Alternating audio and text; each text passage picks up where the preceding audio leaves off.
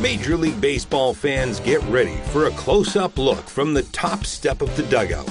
Welcome to the Baseball Classics podcast, covering any season from 1901 to the present. We'll explore exciting pennant races, dive headfirst, analyzing and even doing some comparisons that are bound to settle an argument or start one up.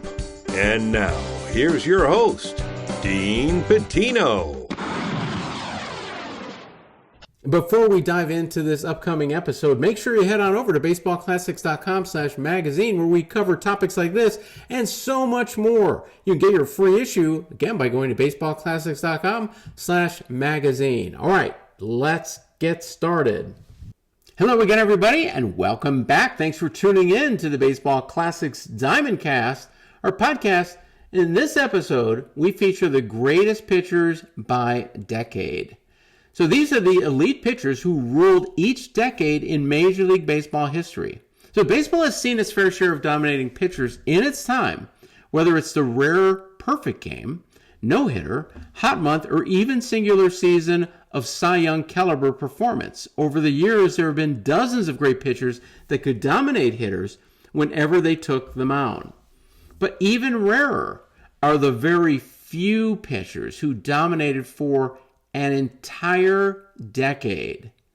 So we take a deep dive into the history books and stats to dig up which pitchers were the most dominating for each completed decade from 1901 through 2020. And we use Baseball Classics Diamond data, which you can access if you go to baseballclassics.com, click on the Diamond View menu choice. You can access the 2024 season stats as of this recording, and it's free.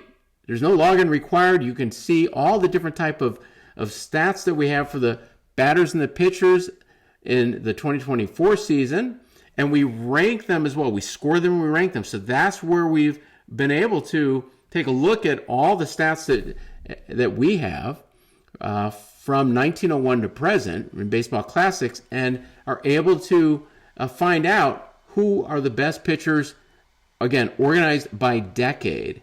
So the first decade, again, it starts at the inception of Major League Baseball in 1901 and continues through 1909. So each decade only counts stats and awards they earned in that time frame. So for example, 1910 to 1919, 1920 to 1929, etc.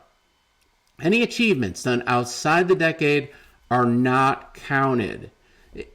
And in each decade, a pitcher had to start a minimum of 100 games to qualify. So while there are dozens upon dozens of stat categories that could be considered, we stuck with 8 basic ones that help to show the dominance and longevity of these pitchers. The categories within each decade are as follows: wins, innings pitched, ERA, WHIP, strikeouts, complete games, shutouts, and fielding independent pitching called FIP. Rank is based on the greatest pitcher of the decade and those listed in honorable mention. So one final point, this examination is looking specifically at pitching performance over distinct decades, not 10-year periods. For instance, some of the honorable mention pitchers in each decade were dominant. However, sometimes their greatest stretch may have been divided between the end of one time frame and the start of the next. For example, Roger Clemens, who dominated from 1985 to 1994. Our analysis spans the 12 completed Major League Baseball decades from 1901 through the publication of this DiamondCast, encompassing a total of 51 pitchers. Now, it's really a total of 53 because Nolan Ryan and Randy Johnson were analyzed in 2 different decades. Now, get ready as Baseball Classics reveals Major League Baseball's greatest pitchers by decade. And we start at the beginning in 1901 to 1909. The greatest pitcher of that decade, Christy Mathewson. Pitching for the New York Giants. He's a Hall of Famer. He won the pitching Triple Crown in 1905 and 1908, and he threw a no-hitter June 19th, 1905. And his minuscule 1.14 ERA in 1909 still ranks in the top 10 all-time best. Batters had the most difficult time putting the bat on the ball during this decade when facing Mathewson, who led the National League in strikeouts 5 times. He led the league tossing goose eggs as a 4-time leader in shutouts with 63 total. He faced over 11,000 batters. Incredible. What made Mathewson tough to hit was his mastery of the fadeaway pitch, now more commonly known as the screwball. It broke in the opposite direction of a curveball, moving away from left-handed batters, confounding hitters with its late breaking action. Let's see where Christy Mathewson ranked in these 8 categories. So for wins, he had 236. During that decade, he ranked first. Innings pitched, 2,941, ranked him first. ERA, 1.94, ranked him second. WHIP, 1.028, ranked him third. Strikeouts, 1,784, he ranked first. Complete games, 281, ranked him second. Shutouts, 61, ranked him first. And FIP, 2.09, ranked him second. The honorable mention for that decade, Cy Young, Rube Waddle, and Addie Jaw. So again, the 1901 to 1909 greatest pitcher of that decade in Major League Baseball history belongs to Christy Mathewson. Let's move over to 1910 to 1919, where the greatest pitcher in that decade is Walter Johnson of the Washington Senators, a Hall of Famer, won the pitching Triple Crown 1913 and again in 1918. He's the MVP in 1913 as well, and he tossed a no-hitter on July 1st of 1920. And Walter Johnson was known as the Big Train. He was renowned for his overpowering fastball, described as one of the fastest of his era.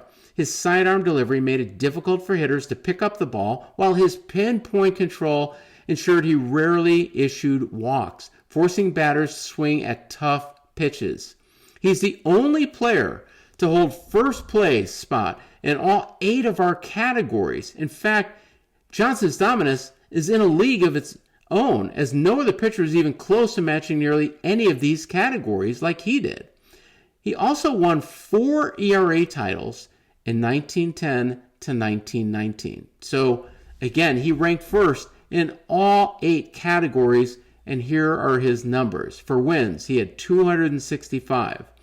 Innings pitched, a whopping 3,427 and 2/3 innings pitched.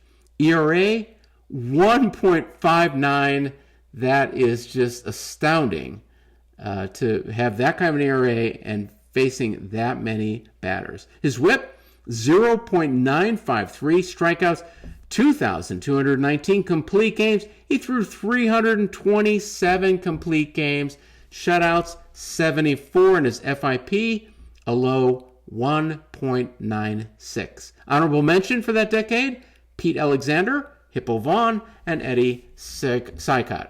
So the 1910 to 1919 decade, the greatest pitcher, Walter Johnson. Okay, let's move to the 1920s decade, and we're going to back this one up as we tell you it's Dazzy Vance for the 1920 to 1929 decade, pitcher for the Brooklyn Robins, Hall of Famer, won the pitching Triple Crown in 1924, and was also the MVP that year, and he threw a no-hitter September 13th, 1925. So while Johnson and Pete Alexander, Walter Johnson and Pete Alexander, carried their dominant play into the Roaring 20s, Dazzy Vance shined as the greatest pitcher in this decade. He was sidelined during the 1920 and 21 seasons with an arm injury, and yet still recorded the most strikeouts by any pitcher this decade. Remarkable. He was exceptionally tough for batters to hit against due to his powerful fastball, which was among the most feared in the 1920s. His blazing speed, combined with an excellent command of the strike zone, allowed him to rack up strikeouts at an unprecedented rate. So here's where he ranked in the 8 categories. For wins, he had 147, ranked him third. Innings pitched, 2,053 and 2/3 innings, ranked him second. ERA, 3.10, ranked him second. Whip, 1.205, ranked him first. Strikeouts, 1,464, ranked him first. Complete games, 172, ranked him first. Shutouts, 22, tied him for first. And FIP, 2.84, ranked him first. Honorable mention for Dazzy Vance, against Dazzy Vance that decade, but fell short. Lefty Grove, Urban Shocker, and Ted Lyons. So again, the 1920 to 1929 decades, Major League Baseball's greatest pitcher, Dazzy Vance.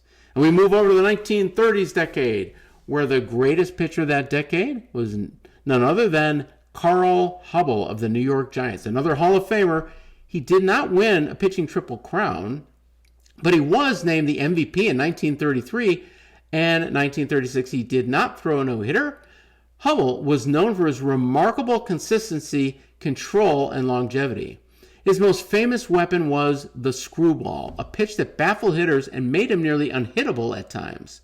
Hubbell's mastery of the screwball was so complete that it became his signature pitch, setting him apart from other pitchers of his era. His ability to locate this pitch with pinpoint accuracy, often making it dive away from right-handed hitters, was a key factor in his success. His control and ability to change speeds was legendary and feared by all hitters. So here's where he ranked in the 8 categories. For wins, he had 188 that decade, ranked him second. Innings pitched, 2,596 and 2/3, ranked him first. ERA, 2.71, ranked him first. Whip, 1.118, ranked him first. Strikeouts, 1,281, ranked him second. Complete games, 197, tied for second. Shutouts, 31, ranked first. And FIP, 3.38, ranked him third. Honorable mention for this decade, Lefty Grove, Dizzy Dean, and Red Ruffing. Notice that Lefty Grove was honorable mention in the 1920s and 1930s decades. All right, let's move on to the 1940s, where the greatest pitcher in Major League Baseball history for that decade, Hal Newhouser of the Detroit Tigers, another Hall of Famer. He did win the pitching triple crown in 1945. He was also MVP that year, and again in 1946. Did not throw a no-hitter. Now, Hal Newhouse dominated hitters for the entirety of the 1940s, almost matching Walter Johnson's high level of play a few decades earlier. Perhaps one of his most impressive feats that Prince Hal, his nickname, started 36 games in his 1945 MVP season, and 29 of the 36 games were complete games. What made Newhouser so difficult to hit was his mental toughness with exceptional command and ability to mix speeds effectively. His fastball was powerful, but it was his sharp curveball that kept hitters off balance. Now, in his categories, he ranked first in wins with 170, ranked first in innings pitched with 2,453 and a third. He ranked first in ERA with 2.84, ranked third in WHIP, 1.302. Strikeouts, he had 1,579. He ranked first. Complete games, 181. Ranked first. Shutouts, 31. He was ranked tied for first. And FIP, 3.11. He was ranked first. So first in every category except for WHIP. An amazing accomplishment by Hal Newhouser. Honorable mention for that decade, Bob Feller, Dizzy Trout, and Mort Cooper. So again, 1940 to 1949, the greatest pitcher in Major League Baseball history, Hal Newhouser. And we move over to the 1950s decade. The greatest pitcher of all time in the 1950-1959 decade, Warren Spahn of the Boston and Milwaukee Braves. He's a Hall of Famer. Did not win a pitching triple crown, but he did win the Cy Young in 1957. He didn't have any no-hitters that decade, but he did have 2 in the 1960s decade. The Cy Young Award was introduced in 1956 with Warren Spahn the second overall player to receive the honor behind Don Newcomb. What truly set Spahn apart was his intelligence and poise on the mound. His signature high leg kick, combined with exceptional control and a mastery of off-speed pitches, made him incredibly tough for hitters to face. Spahn's fastball had plenty of velocity, but was his ability to mix it with a deceptive curveball, and an excellent changeup that kept hitters off balance. Here's where he ranked in the 8 categories. Wins, he was number 1, had 202 innings pitched. Second with 2,822 and 2/3 innings pitched. ERA 2.92, ranked second. WHIP 1.180, ranked first. Strikeouts 1,464, ranked fourth. Complete games 215, ranked third. Shutouts 33, tied him for first. An FIP of 3.31, he ranked third. The honorable mention for this decade: Robin Roberts, Don Newcomb, Whitey Ford, and Early Wynn. So again, the greatest pitcher in the 1950-1959 decade in Major League Baseball history, Warren Spahn. Let's move over to the 1960s decade.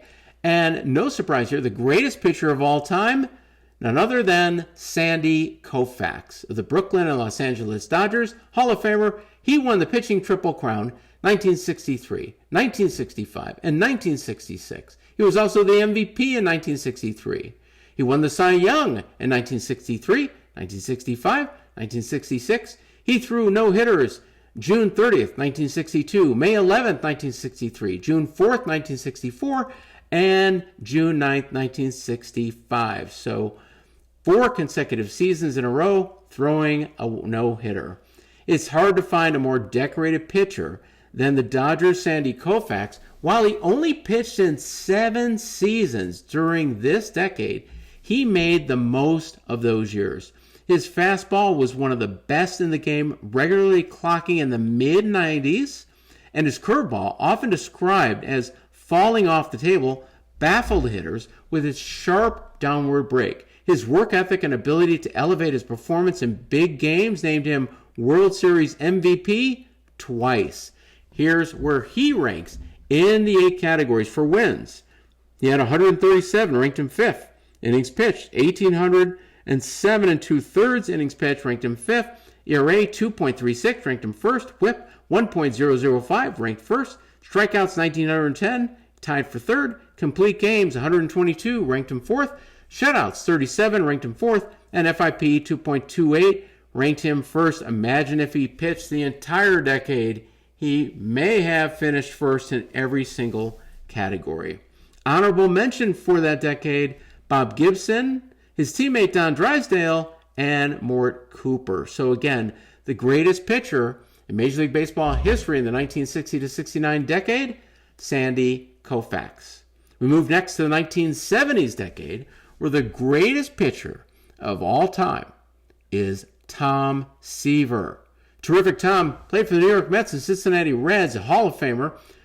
Didn't win a pitching triple crown, but he did win the Cy Young Award in 1973 and 1975, and once in the 1960s. He did not throw a no-hitter. Now, Tom Seaver was the epitome of power and precision on the mound. His combination of a high-velocity fastball, a devastating slider, and a pinpoint changeup made him nearly unhittable at times. Tom Seaver was a master at mixing pitches, change speeds, and locating his fastball where he wanted to keep hitters off balance. And what made Seaver particularly tough to hit was his exceptional command and intelligence on the mound. In the 8 categories for wins, he ranked 3rd overall that decade, 178 innings pitched. He ranked 4th, 2,652 and a thirds inning. ERA ranked 2nd, 2.61 ERA. WHIP 1.073, ranked 1st. Strikeouts 2,304, ranked 2nd. Complete games 147, he ranked 5th. Shutouts 40, he ranked 3rd. And FIP 2.65, ranked 1st. Honorable mention for that decade: Jim Palmer, Steve Carlton, and Nolan Ryan. So again, for the 1970 and 79 decade, the greatest Major League Baseball pitcher of all time, Tom Seaver. We move forward to the 1980s decade, where Dwight Gooden is the greatest Major League Baseball pitcher in Major League history for that decade, of the New York Mets. Not in the Hall of Fame. A Triple Crown winner, pitching Triple Crown in 1985, when he also won the Cy Young. He had did not throw a no-hitter in the 1980s, but he did have one in the 1990s. Doc was one of the most electrifying pitchers of the 1980s, making his Major League debut with the New York Mets in 1984 at just 19 years old. Gooden immediately made his presence felt. Gooden's pitching arsenal was a nightmare for batters, featuring a blazing fastball that regularly hit the mid-90s, paired with a devastating curveball that left hitters baffled, freezing them in the batter's box. What made Gooden so tough to hit during this period was his ability to mix his pitches effectively, keeping hitters off balance. In his 8 categories, in wins, he ranked third with 100. Innings pitched, he ranked third with 1,281. ERA, he ranked first, 2.64 ERA. WHIP, he ranked first, 1.109. Strikeouts, he ranked fourth with 1,168. Complete games, he ranked third with 52. Shutouts, he ranked third with 19. And FIP, he ranked first, 2.53. Honorable mention for the 1980s decade, Nolan Ryan, Roger Clemens, and Fernando Valenzuela. So again, in the 1980 to 1989 decade, the greatest Major League pitcher is Dwight Gooden. Now we move to the 1990s decade. The greatest Major League Baseball pitcher for that decade is Greg Maddux. Chicago Cubs and Atlanta Braves pitcher. He's a Hall of Famer. He did not win a pitching Triple Crown, but he did win the Cy Young in 1992, 1993, 1994, and 1995. He did not throw a no-hitter, but what a remarkable accomplishment to win the Cy Young all those seasons. It took nearly 100 years for anyone to get close to matching the decade dominance of the 1910 to 1919 Walter Johnson decade, but Greg Maddux nearly did it in the 1990s. Maddux was known for his ability to outthink hitters and keep them off balance. His fastball rarely touched 90 miles per hour, but he had an uncanny ability to place the ball exactly where he wanted, often painting the corners of the strike zone with pitches that seemed to defy physics, which made him so difficult to hit. So in his 8 categories for wins, he ranked first, 176. Innings pitched, 2,394 and 2/3 innings pitched, ranked him first. ERA ranked first, 2.54. WHIP ranked first, 1.055. Strikeouts, he ranked third, 1,764. Complete games, he had 75, ranked first. Shutouts, 23, ranked second. And FIP, 2.77, ranked first. Honorable mention, Randy Johnson, Pedro Martinez, John Schmaltz, and Tom Glavine. So once again, in the 1990 to 1999 Major League Baseball decade, the greatest pitcher of all time then, Greg Maddux. And we move to the 2000 to 2009 decade. And in Major League Baseball history, the greatest pitcher that decade, Pedro Martinez, who pitched for the Boston Red Sox, New York Mets, and Philadelphia Phillies, a Hall of Famer, did not win the pitching Triple Crown that decade, but he did one time in the 1990s. He also won the Cy Young Award in 2000 and twice in the 1990s. Did not throw a no-hitter. Now, what truly set Martinez apart was his ability to outthink hitters. He had an exceptional understanding of pitching strategy. He possessed an incredible combination of velocity, movement, and control. His deadly trio of pitches included a fastball clocked in the mid-90s, complemented it with a devastating changeup and a sharp breaking curveball, all with exceptional command. Now in the 8 categories, for wins, he had 112, ranked 5th. Innings pitched, 1,468, ranked 5th. ERA, 3.01, good enough to rank first. WHIP, 1.036, ranked first. Strikeouts, 1,620, ranked third.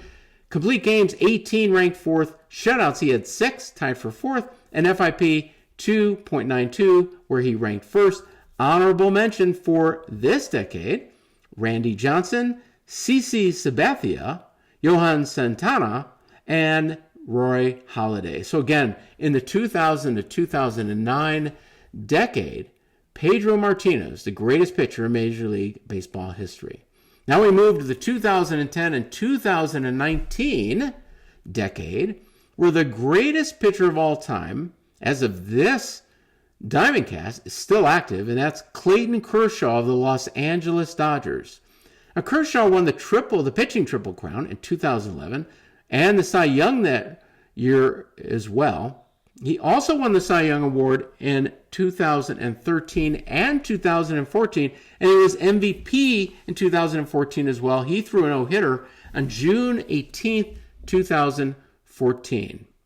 Clayton Kershaw was the most dominant pitcher of the 2010s decade, establishing himself as one of the greatest of his generation. Kershaw's ability to consistently change speeds and locations while maintaining a similar arm action for all his pitches made him incredibly difficult for batters to predict. His intense work ethic and preparation also contributed to his success, allowing him to execute pitches with surgical precision. Now in the 8 categories for Kershaw, incredibly impressive as well. For wins, he had 156, ranked 3rd. Innings pitched 1,996, ranked 1st. ERA 2.31, ranked 1st. WHIP 0.962, ranked 1st. Strikeouts 2,179, ranked 3rd. Complete games, he had 25, ranked 1st. Shutouts 15, ranked 1st. FIP 2.64, where he ranked 1st as well. Honorable mention for this decade, Justin Verlander, Max Scherzer, Chris Sale, and Jacob deGrom. So again, in the 2010 to 2019 decade, the greatest pitcher in Major League Baseball history, Clayton Kershaw. When we look at the greatest pitchers by decade in Major League Baseball history, there's one consistency that really stands out, and it's remarkable to see from 1901 through 2020s that we covered, that the key consistency for their success is their ability to control where they're throwing the pitches. So having that command of the pitches. Now they had mastery of a certain pitch or two, some more than others. For example, like some mastered a fastball, some mastered a curveball, a changeup, a screwball to complement their arsenal. But command and being able to throw that pitch amongst other pitches and put them where they want to was really the key to their success, to really owning the strike zone. So that's a wrap for this DiamondCast episode. Thanks so much again for tuning in. We'll see you next time. We have another fantastic episode to bring you. Looking forward to catching up with you then. Until then, I hope you have an outstanding day.